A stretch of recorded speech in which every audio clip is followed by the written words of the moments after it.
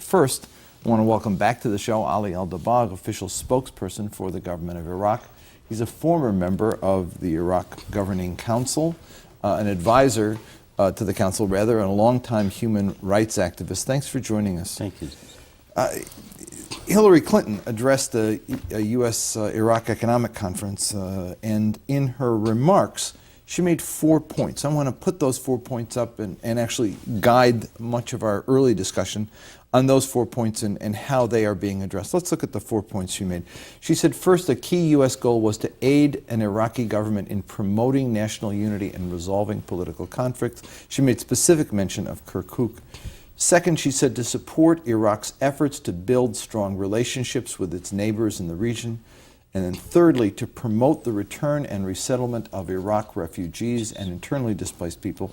And then finally, to support Iraq's economic development and full integration into the global economy. Let's start with the first, this unity and reconciliation issue. It's a big one in Iraq. And certainly a lot is at stake now. To talk a little about what efforts are being made in that regard. Yes. Thank you, James. The issue of the national unity replaced the word reconciliation, as reconciliation is a pure Iraqi issue. I think there is some things when Joseph Biden, his first visit, a lot of issues come in the media that as he presented by Arab media that he is coming to follow up the reconciliation. We said, no, this is an pure Iraqi issue and we have to do it. We limit any interference with the issue of reconciliation in order not to be exploited. We thank the Arab League, we thank our Arab neighbors that this is an Iraqi issue. I think national unity is very important. The situation in Iraq politically needs that national unity in order to come. We are about to have the election, and definitely we do need to strengthen the internal political between the blocs and the parties. National unity, I think the United States aware and worried about the situation, and they would like to see that success. I think election one of the success mark for them as well as for Iraq, of course. But the national unity, I think, is one of the main issue which lead to a successful and transparent election. Talk to me a little about the efforts made on that front, on the unity front then. There is the problem of still disaffected tribal groups in the Sunni areas. They were part of the surge that helped stabilize the country and eliminate, to some degree, the al-Qaeda presence. And they were to be integrated into the national forces. There are reports that has not taken place as some had expected, and there's a fear of some fallback into insurgency. Where are you on that front? I think we overcome that critical situation. Many people, they said that Iraq government cannot deliver of having those 89,000 members. They were fighters against the Iraqis, against the Americans, and then a day and night we have to integrate them. We had agreed to integrate 20% of them in our security forces. It's a big risk to have a people which yesterday they were a fighter and then they have to be loyal to the system. Definitely they went through certain filtration in order to recruit the most suitable people, and now the 80% is being transferred to ministries and the civil administration.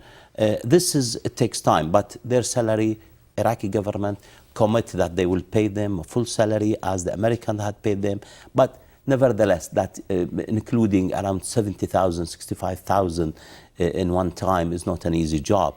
So we have some critical situation in some of the governorate, but I don't think that there is a risk of that they might go back to fight the government or fight. The Kirkuk question, that's a big one, and a flashpoint that can, in fact, become quite destabilizing.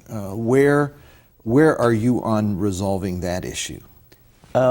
We are not close to resolve it fully, let me say frankly. Kirkuk is very complicated. Kirkuk is the model and a test for Iraq. And I think the biggest threat now, Kirkuk, is obstacle for having the election law. because the Kurd, they have a different vision, and the Arabs and the Turkoman, without having a consensus between those components. I don't think that imposing any formula on one of them going to succeed. This is being agreed with the Kurd, with the others. And now we are facing the problem of Kirkuk as how to integrate it in the election law. I don't think that Kirkuk, it could be solved in this year. We do need time, we do need more wisdom in order to accept a formula which could be accepted by the components.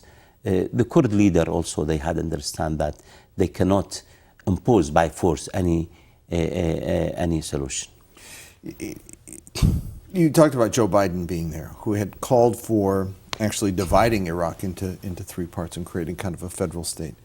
The issue is that during some critical years when the U.S. had a leverage to be able to help move Iraq one way and another, they squandered that leverage. Do they still have that leverage now, or as you said, is it no longer their business to engage in this concern? Let me say that I had asked Mr. Joe Biden personally about the three divisions. I don't think it's no more division. Even the man is not thinking of that one. That one is a time where Iraq was in a critical situation, and it was a proposal which definitely all Iraqis had rejected. I think still Americans, they play a role, and still the American role is one of the positive role in Iraq till at least till the end of 2011. Still the system and all the organizations in Iraq is not yet completed, and democracy is part of the United States responsibilities to protect democracy in Iraq. Democracy being threatened by the neighbor, still by some of the armored group, still of some of the Ba'ath party, which is till now they try to use the violence in order to come back to the power. Talk about this. The second point in the first in the Secretary of State's remarks were about strong relationships in the region. One of the recommendations in the Iraq study group was to form a compact, a regional framework. The argument being that the internal divisions in Iraq were being fueled by external players, and that either they were going to be playing under the table, or you sit them all at the table and create a transparent framework for Iran and Turkey and Syria and Jordan and Kuwait and Saudi Arabia to engage in what is felt to be their interests, and that is that this situation not fall apart. Are the internal divisions still a function of those external forces? Is that role of a regional framework still valuable, or would it be a source of new trouble? Well, as soon as we are coming closer to the election, you could see that external element and the internal component. But let me say something, that we have to limit all the external influence, because there will be no consensus, there will be no agreement between those external elements on Iraq. Iran agenda is fully different from Saudis, from Jordanian, from Syrian, from Turkish. The only way for Iraq that they have to agree to leave Iraq alone, live in the way which Iraqis need, because if it is open on a Shia issue, Sunnis will be sensitive on it, and then Iraq should be neutral. Iraq should be a bridge between Iran and the Arab world. Iraq should be a place where it could live and could present a model for the Arab, for the Muslim world, for the third world. This is very important. I don't think that is the right way, that we have to bring all the neighbors and they have to agree. They will never agree. This is 500 years, Iranian, Persian, with the Ottoman, they were fighting on Iraq. And now for 30 years, Iran with most of the Arab world and Saudis, they are fighting. And Iraq is the battlefield. Unless we limit the external influence, the regional external influence, I don't think there will be stability in Iraq.